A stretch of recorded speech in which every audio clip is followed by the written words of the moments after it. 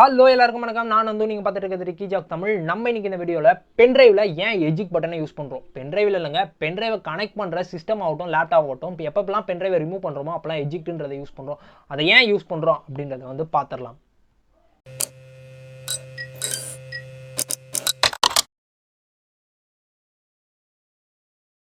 பென்ட்ரைவை எஜிக்ட்ன்ற பட்டனை ஏன் யூஸ் பண்ணுறோம் அப்படின்னா, இப்போ ஃபார் எக்ஸாம்பிள் ஃபஸ்ட்டு வந்து பார்த்தீங்கன்னா ஒரு ஃபைலை வந்து நம்ம காப்பி பண்ணணும் அப்படின்னு நினைக்கிறதுக்காக தான் பென்ட்ரைவை யூஸ் பண்ணுறோம். பென்ட்ரைவ் ஆகட்டும் இல்லை ஹார்ட் டிஸ்க் ஆகட்டும் யூஸ் பண்ணுறோம்.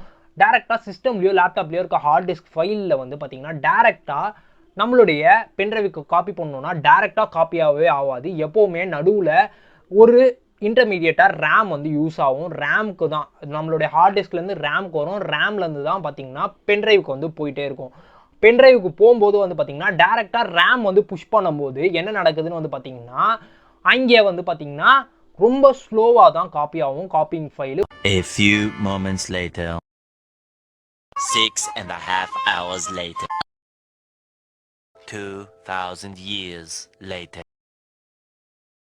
ஒருவேளை நீங்கள் அந்த மாதிரி காப்பிங் ஆகிட்டு இருக்க டைமில் ஏற்கனவே ஒரு சாஃப்ட்வேர் ஹை ரெசல்யூஷனில் ஒரு சாஃப்ட்வேர் இல்லை ஒரு படம் பார்த்துட்டு இருக்கீங்க, அண்ட் தென் சாஃப்ட்வேர் எடிட்டிங்கும் பண்ணிட்டு இருக்கீங்க அப்படின்னா அந்த டைமில் இந்த மாதிரி ஒரு காப்பிங் விஷயம் ரேமால் புஷ் பண்ணவே முடியாது. புஷ் பண்ணாமல் சிஸ்டம் ஹேங் ஆகிடும், ஸ்டக் ஆகிடும், அப்படியே படுத்துரும். நம்ம ரீஸ்டார்ட் பண்ணி தான் திருப்பி ஸ்டார்ட் பண்ணுற மாதிரி ஆகிடும்.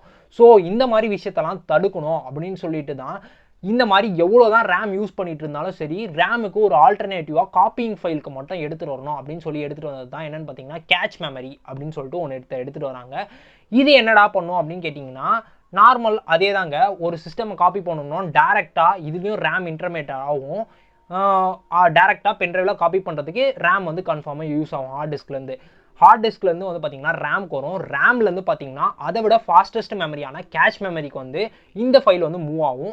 அதுக்கு அடுத்தது இந்த ஃபைல் கேட்ச் மெமரியில் இருக்க ஃபைல் தான் நம்மளுடைய பென்ட்ரைவோ இல்லை ஹார்ட் டிஸ்கோ எதுக்கு கனெக்ட் பண்ணுறோமோ எதுக்கு காப்பி பண்ணுறோமோ அந்த இடத்துக்கு காப்பி ஆகுங்க. இப்போ வந்து பார்த்தீங்கன்னா இதுக்கும் எஜிக்ட்டுக்கும் என்னடா வித்தியாசம் அப்படின்னு கேட்டிங்கன்னா, நம்ம ஃபஸ்ட்டு சொன்னோம் பார்த்தீங்களா, இருக்கிறதுலே ஒரு ரேமே வந்து டேரெக்டாக புஷ் பண்ணுறது, அது வந்து பார்த்தீங்கன்னா இருக்கிறதுலே ரொம்ப ஸ்லோவாக காப்பி ஆகும். அதுதான் இருக்கிறதுலே வந்து புவரஸ்ட்டு பர்ஃபார்மன்ஸ் அப்படின்னு சொல்லுவாங்க.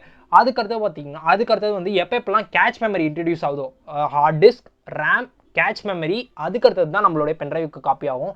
இது வந்து பார்த்தீங்கன்னா குயிக்காக காப்பி ஆகும். இந்த ஃபார்மெட்டில் வந்து காப்பி ஆகிறது வந்து பார்த்தீங்கன்னா வேகமாக காப்பி ஆகும். அண்ட் தென் இந்த டைம் வேகமாக காப்பி ஆகும் போதெல்லாம் வந்து பார்த்தீங்கன்னா இதுலேயே அந்த கேட்ச் மெமரிக்கான வேலை வந்து என்னென்னா, கேட்ச் மெமரி எப்பப்பெல்லாம் யூஸ் பண்ணுறாமோ அந்தந்த டைம்லாம் வந்து ஃபைல்ஸை வந்து கொஞ்சம் கொஞ்சமாக, இப்போ ரேம்லேருந்து கொஞ்சம் வருதுன்னா அதை அப்படியே காப்பி ஆகும். இங்கேருந்து வர கொஞ்சத்தை இன்னொரு கொஞ்சம் அப்படி தான் காப்பி ஆகும்.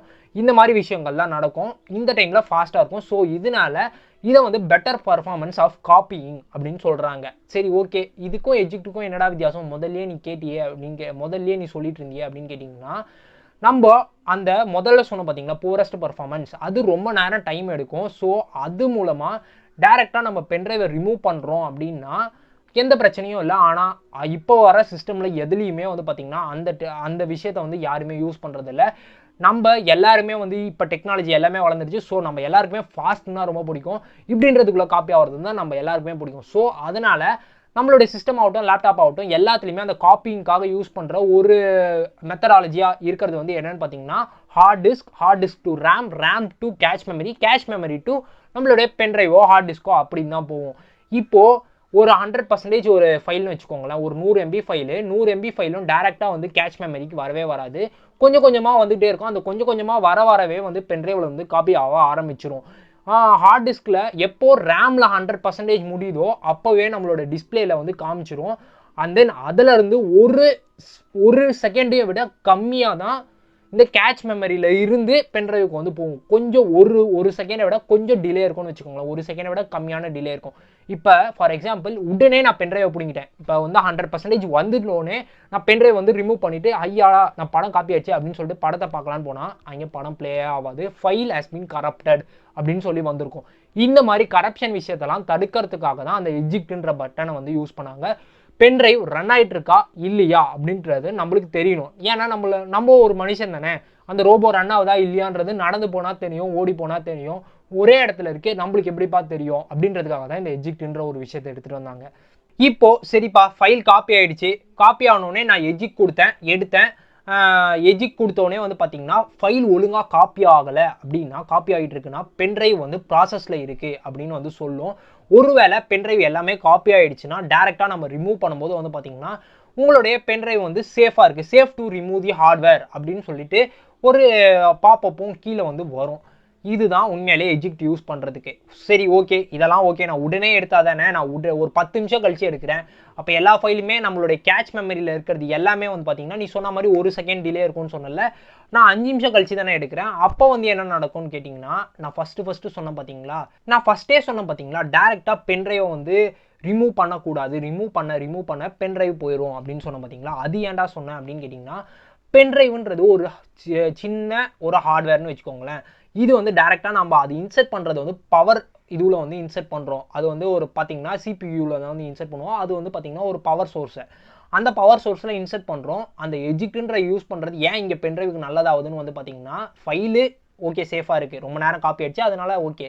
பென்ட்ரைவுக்கு எப்படி சேஃப் ஆகுது அப்படின்றத வந்து பார்த்தீங்கன்னா, நம்ம அது ஒரு பவர் சோர்ஸ், சிபியூன்றது ஒரு பவர் சோர்ஸ், இது சாதாரண ஒரு எக்ஸ்டர்னல் ஹார்ட்வேர். இதை நம்ம இன்செர்ட் பண்ணுறது வந்து பார்த்தீங்கன்னா ஒரு சின்ன ஒரு பவர் சர்க்கியூட், இது உள்ளேயும் அது உள்ளேயும் வந்து கனெக்ட் ஆகும். அது இங்கே இருக்க பவரும் இங்கே வந்து ஒரு பவராக வந்து ஜென்ரேட் ஆகும். நம்ம டப்புன்னு பிடுங்கணும்னு வையேன், ஒரு நார்மலாக ஒரு பல்ப் எரிஞ்சிக்கிட்டே இருக்குது, நம்ம இப்படியே எரிஞ்சிக்கிட்டே இருக்கும்போது பிடிங்கிட்டோன்னா என்ன ஆகும், ஃபியூஸ் போயிடும் அப்படின்னு சொல்லுவாங்க. அதே மாதிரி நம்ம ரெகுலராக பண்ணிக்கிட்டே இருந்தோம், ஃபஸ்ட் டைம் ஃபியூஸ் போகாது, ரெகுலராக பண்ணிக்கிட்டே இருக்கோம்னா ஃபியூஸ் போயிடும்னு சொல்லுவாங்க சின்ன வயசுலேருந்தே. அதே மாதிரி விஷயம் தாங்க, டேரெக்டாக ஒரு கரண்ட் அவுட்புட்டில் இருக்குது, ஒரு கரண்ட் ஒரு சின்ன ப்ராசஸ் வந்து ஏதோ ஒரு வேவ் வந்து ப்ராசஸில் இருக்குது, அதை நம்ம டக்குன்னு பிடிங்கிட்டோம் அப்படின்னா இங்கே வந்து பென்ட்ரைவ் கரப்ட் ஆகிடும். இதை எல்லாத்தையும் தடுக்கிறதுக்காக தான் எஜிக்ட்ன்றது ஒன்று. எஜிக்டை நான் கொடுத்துட்டோன்னே என்ன நடக்கும்னு பார்த்தீங்கன்னா, யூஎஸ்பி போர்ட்டில் வந்து அந்த வேவ் வந்து ஸ்டாப் ஆகிடும். அதுக்கடுத்தது நம்மளுக்கு டிஸ்பிளேல வரும் சேஃப் டு ரிமூவ் யுவர் ஹார்ட்வேர்னு. அதுக்கடுத்தது நம்ம ரிமூவ் பண்ணிவிடுவோம். ரிமூவ் பண்ணிட்டோன்னே நம்ம ஏற்கனவே மூவி ஆகட்டும் இல்லை சாங் ஆகட்டும் டக்குன்னு போய் கேட்டோமா, ஜாலியாக இருந்தோமா அப்படின்ற மாதிரி இருக்கலாம். இந்த வீடியோ உங்களுக்கு புரிஞ்சிருக்கும்னு நினைக்கிறேன். அண்ட் தென் எஜிக் பட்டன் எதுக்காக யூஸ் பண்ணுறோன்னு உங்களுக்கு தெரிஞ்சிருக்கும்னு நினைக்கிறேன். இந்த வீடியோ பிடிச்சிருந்துச்சுன்னா மறக்காமல் லைக், ஷேர், சப்ஸ்கிரைப் எல்லாமே பண்ணிடுங்க நம்மளோட சேனலுக்கு. அண்ட் தென் இன்னொரு முக்கியமான விஷயம் சொல்ல மறந்துட்டேன், நம்ம யூஸ் பண்ணிட்டு இருக்க ஹெட்செட் ஆகட்டும், நம்ம ரிவ்யூ பண்ண ஒரு சில ப்ராடக்ட்ஸ் வந்து பார்த்தீங்கன்னா ஒரு ஸ்டோராக கிரியேட் பண்ணி கீழே டிஸ்கிரிப்ஷனில் வந்து லிங்க் கொடுத்துருக்கோம். ஒருவேளை நீங்கள் அந்த ஸ்டோரை விசிட் பண்ணணும்னு நினச்சிங்கன்னா கீழே இருக்க டிஸ்கிரிப்ஷனில் லிங்க்கை வந்து கிளிக் பண்ணி போங்க. கிளிக் பண்ணி போனோடனே வியூ ஹோம் ஸ்டோர்னு இருக்கும். அதில் வந்து நான் இப்போதைக்கு ரிவ்யூ பண்ணேன் அண்ட் தென் யூஸ் பண்ணிட்டு இருக்க ஒரு 4-5 ப்ராடக்ட்டை வந்து போட்டிருக்கேன். அது மூலமாக நீங்கள் சேனல் பை பண்ணிங்கன்னா அமேசான்லேயோ ஃப்ளிப்கார்ட்லேயோ தான் லிங்க் கொடுத்துருக்கேன். அது மூலமாக நீங்கள் பர்ச்சேஸ் பண்ணிங்கன்னா நம்மளோட சேனலுக்கு கொஞ்சம் யூஸ்ஃபுல்லாகவும் இருக்கும். இதே மாதிரி இன்னொரு இன்ட்ரெஸ்டிங்கான வீடியோவில் உங்களே வந்து சந்திக்கும் மாதிரி டாடா பை பை சொல்லிட்டு கிளம்புறது நான் நந்து.